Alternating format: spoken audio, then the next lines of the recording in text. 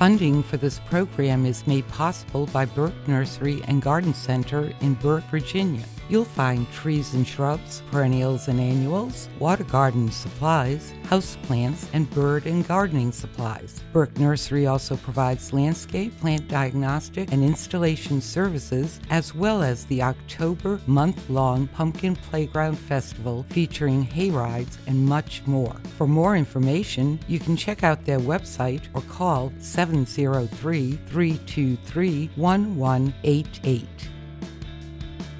Welcome to Gardening with Burke Nursery, the show where we help you grow your garden and increase the curb appeal of your yard. I'm your host, Misty Kuceris, the horticulturalist at Burke Nursery and Garden Center. Well, it's spring, and you want to buy some plants, you want to plant them. But let me tell you the story about my wonderful neighbor who couldn't understand why her pansies in her yard kept disappearing. I said, dear. She said, no way. So when she was gone, I took some pictures of her front yard. As a matter of fact, she laughed when I told her that I was going to use them for the show. She said, please, proves the point that you were right and I wasn't. So one of these pictures looks like the deer is a statue, just standing there in the front, just kind of looking at everything.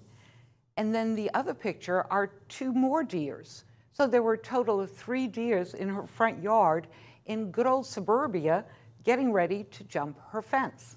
What I'd like to do is invite you to join me here because deer problems are real in Fairfax County, as well as other parts of the county and other parts of the country as well. So I'd like you to join me today as I discuss some plants for your landscape that are deer less eaten in this spring edition of deer-resistant plants. Now, when I first started working in the green industry, I talked a lot about planting deer-resistant plants, but really, there's no such thing as deer-resistant plants, only plants that are less eaten or less damaged by deer. Why? Because if deer are hungry enough, they'll eat anything. I've even seen them eat dried leaves in the winter months. Just think about these facts. A healthy ecosystem can handle 15 to 20 deer per square mile. Yet here in Fairfax County, Virginia, where I live, there are around 40 to 100 deer per square mile. And unfortunately, Virginia is 12th in the nation for deer-related car accidents. So while I can't stop the deer from eating anything when they're hungry, I can show you some plants they're less likely to eat. What I'd like to do is put this little pansy aside, which unfortunately, as I said, deer love to eat pansies, and pansies create a sushi bar. And I'd like to introduce you to some of my favorite perennials. And this here is what we call candy tuft. Now, candy tuft is a spring perennial, and even though it's considered a perennial, as it grows older, it tends to get a little on the woody side. But it creates a beautiful mound, and it has these little small white flowers that bloom most of spring into midsummer. And you can use this as a border, so as an edging because it likes sun, or if you want, you can use it in rock gardens because it likes to be in a drought area. It doesn't like a lot of water. It doesn't like wet feet. And I know a lot of you are now asking which plants are native and which plants aren't. Well, candy tuft, though, is not a native plant. It actually is from Europe and very, very popular there. And even though this is not a show on butterflies, this candy tuft is also very butterfly friendly. They just love it. So it's great if you're considering a pollinator garden. And one other thing is that candy tuft is what we call evergreen. That means after the flowers fade, you will still have little mounds of green throughout the year. So this is a great plant to consider if you want dear, less eaten plants. Now, another plant that is a great plant to consider is the salvia. And salvia is part of the sage family. So let me pull the salvia over and show it to you. So some people will call this meadow sage, other people will call it salvia. And this particular salvia is one that is more compact, but the salvias can grow very, very, very tall. And where the candy tuft is something that was mounded, the salvia is something that you may want to put more towards the back of your garden, where you may want to consider putting the candy tuft closer to the front of your garden. Now, this particular salvia is, let's see, this is called May Night salvia. And the May Night salvia is one that is just 24 inches tall. So this only gets to about 2 feet. This is really one of your salvias that are shorter. And it gets these beautiful purple flowers. Also, it is one that likes full sun. You can put in a little bit of shade, but it's not so happy when it gets into that area. And most of the sages, there's many of them, most of them are native plants. Also, again, this is a great pollinator. So your butterflies love this, the hummingbirds love this, they just love to get into the small little flowers here. And this blooms now, early spring, to mid-summer. The one drawback with the salvias, though, sometimes, is that if it gets too dry, they do need to have a bit of watering. And for those of you who care about awards, this Salvia May Night was actually the 1997 Perennial of the Year as determined by the Perennial Plant Association. Now, another plant that I actually am very excited about is this little tall giant here. This is a Lenten Rose. It's called Lenten Rose because it tends to bloom in late winter and it blooms into spring. And it is so gorgeous. What happens when it's growing in your garden is that you end up with a lot of rosettes. Well, this is when leaves are forming in a round shape. Sometimes that's called a rosette, so that you get all these mounding leaves. And then you get this incredible spike with flowers. And the flowers are interesting. Some are pink, some are white, some are magenta, some look the same color as the leaves that you almost don't even notice they have flowers on them because of that green coloring. And they just really give a lot of interest. Again, deer resistant, obviously. And one of the things is they love shade. The shadier the area, the better that they like it. And they are also what is called evergreen. That means that they constantly retain the leaves. So here you have this mound of leaves throughout the year. And then suddenly, when you think that the winter is bleak and things are cold, you start seeing the spikes come up and you start seeing the flowers. And these do spread. So about every 3 to 5 years, it's a good idea in the spring to actually separate them. And you can give them to your friends if you don't want them all, or you can find a new location. But the one thing that they don't really like is they don't like sun. So whatever location, it has to be partial shade, and they actually prefer full shade. The shadier, the better. And they can get 1 to 2 feet tall. And they actually also enjoy being under a tree.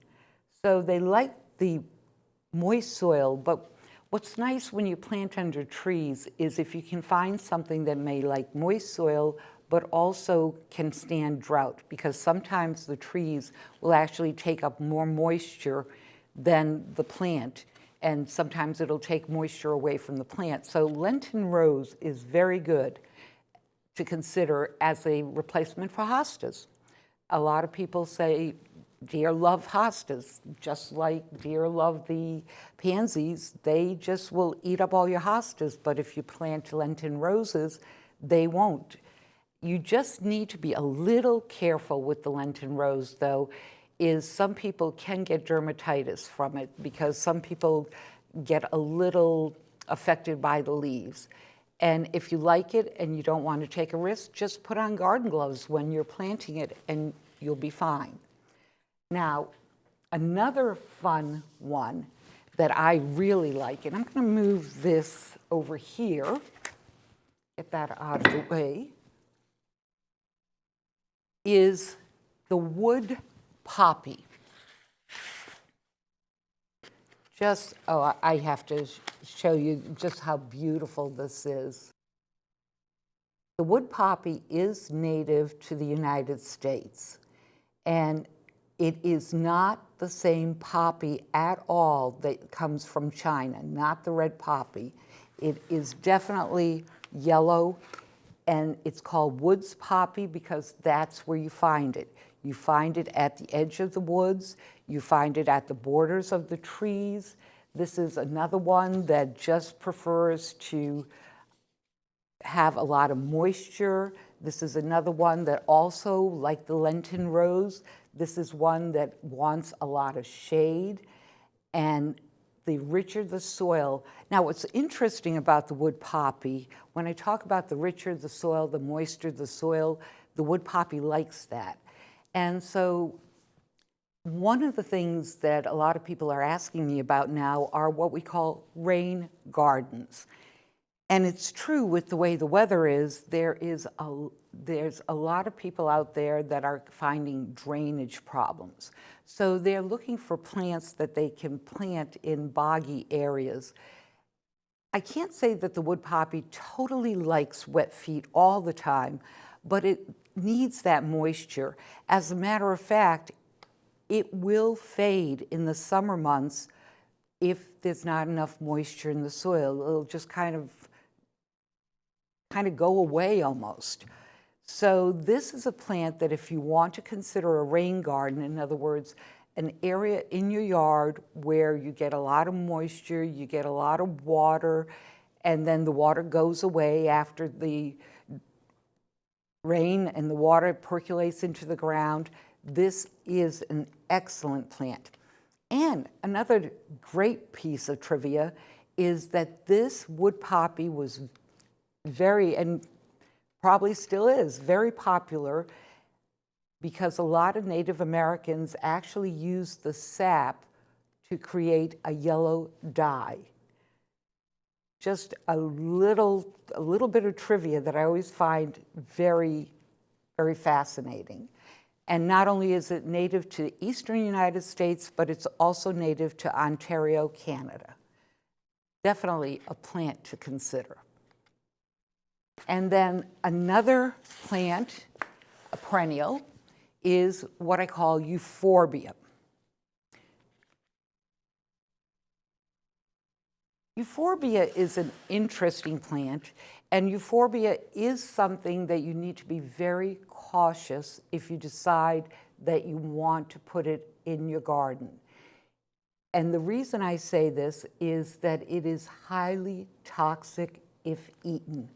So you need to watch out. If you have cats or dogs that like to eat your plants, I wouldn't necessarily recommend this. That's one of the reasons that it's deer resistant or deer less eaten, because of its poisonous nature.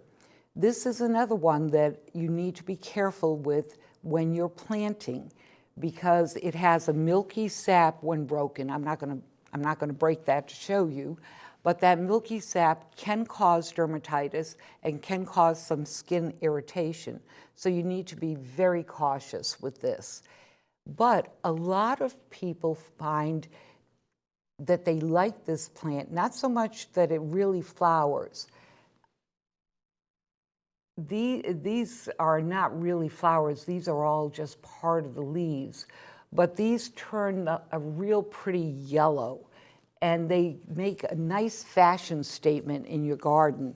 And then also the other thing is that a lot of not nurseries, but floral shops will actually use Euphorbia in their floral arrangements. And this can grow anywhere from 1 feet to 1.5 feet, but it spreads at least 2 feet wide. So you need to be very careful. Not only do deer not like this, but rabbits also don't like, they just really don't like the Euphorbia. So you never need to worry about coming out of your house and finding it missing. And just because a plant is deer resistant doesn't mean that it's rabbit resistant.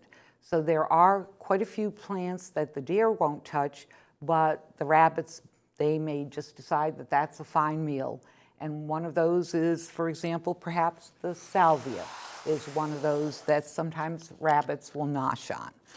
These are the perennials that are deer resistant.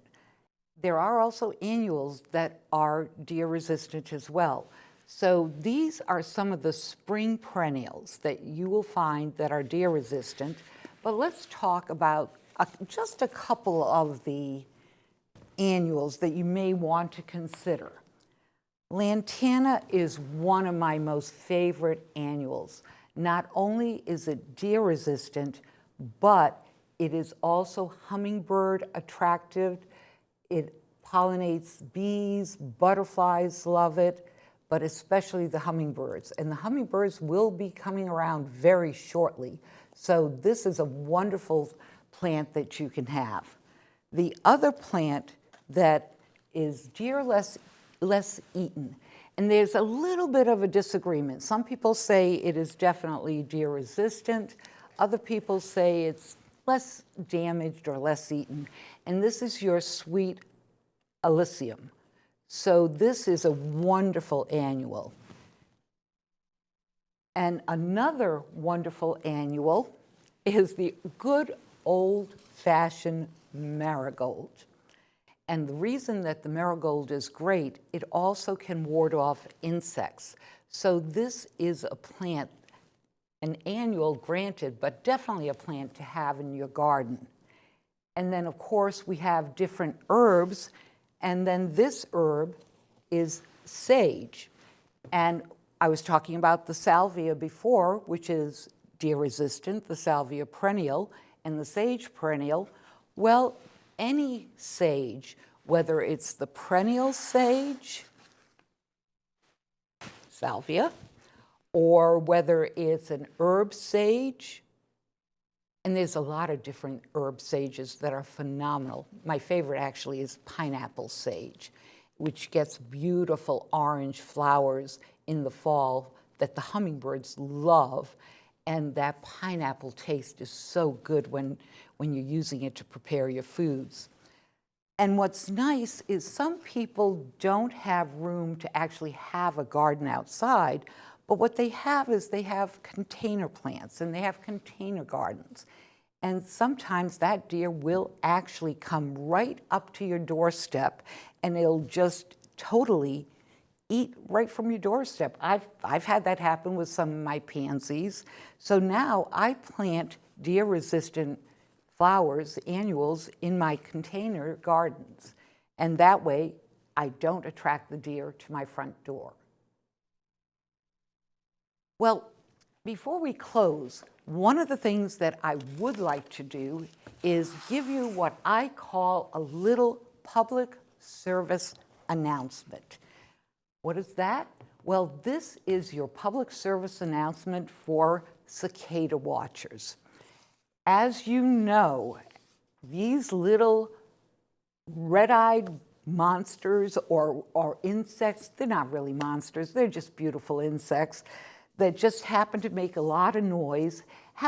This is brood X or brood 10, so they come by every 17 years. They want to make sure that you're awake. They don't want to give you a good night's sleep, and they're mapped out to enter somewhere around early May through June here in the Northern Virginia area. And I've already had people ask me some questions about these cicadas.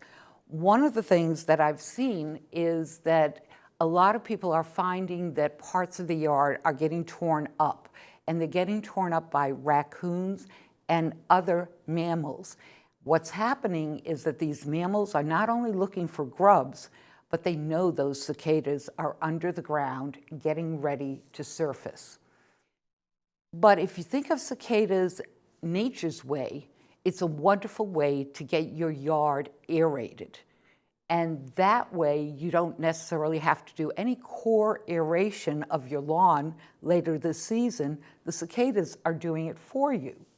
So one of the things that does happen is that as the cicadas come up, they surface, they mate, they make all this noise, they keep us awake, and then the females decide to lay their eggs. And so what they're looking for is they're looking for trees that have tender branches. And people say, well, should I plant now? And in honesty, I really don't see a problem if you decide to plant now. And part of that is that if you want, you can cover the trees during May for about 6 weeks until the cicadas skip out of town. But this pen here that I have shows you about the size of the branch that the cicada females are looking for when I'm talking about tender branches. And they just make holes in the top of the branch, and then they lay their eggs, and then their job is done and they're gone. And after a while, the eggs will hatch and they'll make little ridges in that branch as they hatch out, and those new cicadas will fall into the ground, and then there'll be the next brood X or brood 10 to resurface 17 years from now. So to plant trees, don't worry about your shrubs at all. Don't worry about your perennials. If you're concerned about your tree and you want to plant it now because now is a good time to plant trees, then just take that and buy a cover, but you have to make sure that the cover, their holes are not more than 1/2 inch. Cicadas can get through anything that's larger than 1/2 inch. So as you plant your garden, consider some of these dear, less eaten plants. You know, we only had time to cover a few of the plants today, but if you're not sure about a particular plant and want more information, just contact me at misty@burkenursery.com. I'm your host, Misty Kuceris, and I'd like to thank you for spending your time with me here at Gardening with Burke Nursery. I'm looking forward to helping you grow your garden. Funding for this program is made possible by Burke Nursery and Garden Center in Burke, Virginia. You'll find trees and shrubs, perennials and annuals, water garden supplies, houseplants, and bird and gardening supplies. Burke Nursery also provides landscape, plant diagnostic, and installation services, as well as the October month-long Pumpkin Playground Festival featuring hay rides and much more. For more information, you can check out their website or call 703-323-1188.